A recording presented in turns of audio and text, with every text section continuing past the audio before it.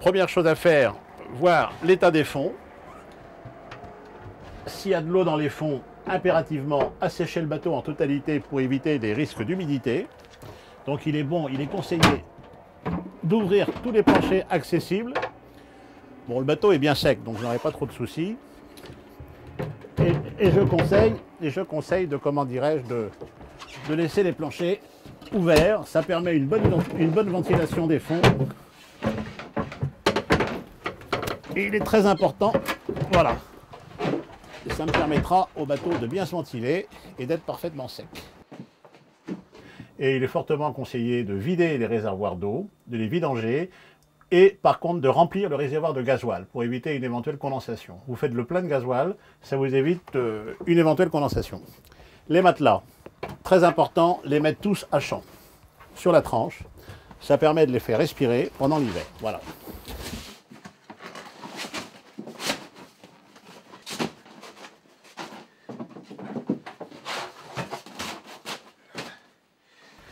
Et vous pouvez également ouvrir tout ce qui est porte d'équipet.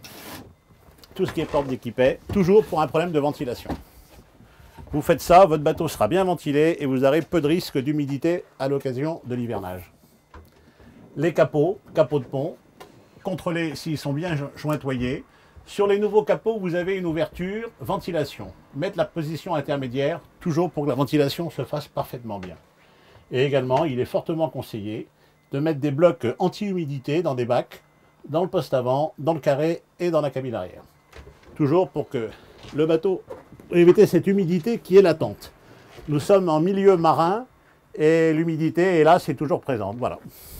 Ne pas négliger, bien sûr, tout ce qui est vanne et sortie de coque, au niveau d'évacuation des WC et du lavabo. Et je conseille fortement de mettre une petite goutte de 4 saisons à l'intérieur de la cuvette des WC, de le pomper très légèrement, ça permet de lubrifier tout l'intérieur de la pompe. Voilà. Bloc cuisine. Bon, le frigo a été nettoyé et ventilé.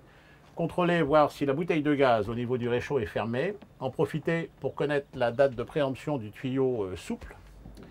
Et également, bien sûr, graisser les vannes. Tout ce qui est vanne, cuisine et compagnie, les contrôler. Et profitez éventuellement de l'hiver. Si une vanne était dure, ne pas hésiter à la faire remplacer.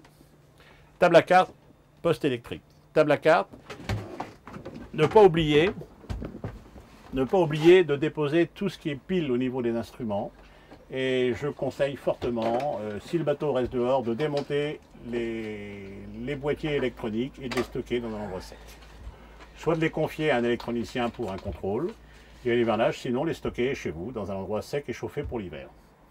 Les batteries, bien sûr, seront soit déposées par le chantier, soit sont entretenues tout l'hiver à l'aide d'un chargeur.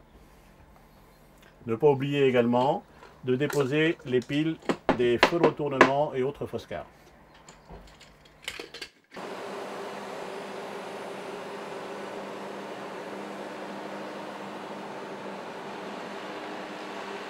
Alors, sur l'hivernage à sec, votre bateau est mis à terre, la carène sera rincée, vous en profiterez pour faire un contrôle d'humidité de la coque, si c'est possible, s'il n'y a pas comment dirais-je, de début d'osmose ou autre humidité au niveau de la coque. Vous contrôlerez également la ligne d'arbre, l'hélice en la graissant bien sûr, et également tout ce qui est vanne de coque et sortie de coque. Le contrôle de l'humidité peut très bien être fait par un chantier. Beaucoup de professionnels ont un type d'appareil qui est un testeur d'humidité et il peut très bien contrôler la carène. Par contre, il ne faut pas oublier qu'il ne faut jamais contrôler l'humidité de la coque dès la sortie d'eau du bateau. Il faut attendre une semaine. Et on s'aperçoit d'une chose, c'est que des bateaux qui sont mis à terre tous les ans, 4-5 mois, n'ont pas de problème d'humidité parce qu'ils sèchent. Par contre, un bateau qui va rester 7-8 ans à flot aura sûrement ce problème d'humidité dans la coque, sans pour cela avoir de l'osmose, mais aura sûrement un problème d'humidité. L'osmose est apparue il y a 20-25 ans, parce qu'à une époque, on était persuadé, au début des bateaux en polyester, que le gel-coat était 100% étanche, et que lorsqu'on recevait un bateau neuf, on avait tendance directement à passer 2 couches d'antifouling, mettre le bateau à l'eau, on disait ça y est, c'est un bateau en polyester, il n'y a pas de problème d'humidité. Et on s'est aperçu que le gel-coat d'abord n'était pas étanche et qu'il était impératif, lorsqu'on recevait un bateau neuf, de mettre une couche primaire d'époxy. Et l'époxy est une peinture 100% étanche qui isolait L'eau de mer du gel coat. Souvent, beaucoup de personnes décident de faire un traitement préventif osmose, donc ils font un décapage complet de l'antifouling, mais ils ne laissent pas le bateau sécher suffisamment. Et ils ont tendance, s'ils n'ont pas contrôlé l'état général de la carène au niveau humidité, à enfermer l'humidité. Et là, l'humidité, l'époxy empêchant l'humidité de rentrer va également l'empêcher de sortir. Donc vous risquez d'avoir des microbullages qui se forment entre le gel coat et la pellicule d'époxy qui a été appliquée sur la carène. Le moteur. Bon, j'ai demandé au chantier d'hiverner le moteur. C'est un moteur qui a une quinzaine d'années. Il a à peu près 700 heures. Bon, je lui ai demandé d'hiverner le moteur, c'est-à-dire d'abord de le rincer, un bon rinçage à l'eau. Bien sûr, il aura effectué moteur chaud, la vidange et le remplacement de tous les filtres. Donc, une fois que le bloc moteur aura été vidangé, il lui fera aspirer du liquide 4 saisons pour lubrifier tout l'intérieur du moteur. Je lui demanderai également de contrôler la pompe à eau. La turbine n'a pas été changée l'année dernière. Et de détendre les courroies, alternateurs et démarreurs. Ensuite, il fera une pulvérisation au niveau des commandes, pulvérisation moteur, graissage des commandes.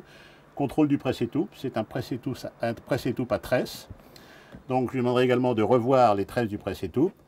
Et l'arbre et l'hélice, et bien sûr de changer les anodes à la mise en route du moteur. Beaucoup de choses peuvent être faites par un particulier, en ce qui concerne les carénages, l'entretien des voiles, le lavage des voiles, le rinçage du bateau. Bon, l'hivernage moteur, il est quand même préférable de le confier à un professionnel, à un mécanicien, qui lui au moins validera son travail par une facture. Ça vous permettra d'avoir un dossier d'entretien du bateau qui servira éventuellement plus tard à la revente. L'hivernage des bateaux est une chose très importante dans la vie d'un bateau et il ne faut pas hésiter à s'y prendre assez tôt parce que les chantiers sont en général très chargés septembre-octobre. Donc je vous conseille fortement, début août, de choisir un chantier si vous désirez faire hiverner votre bateau dans un chantier ou de commencer à préparer l'hivernage de votre bateau septembre-octobre.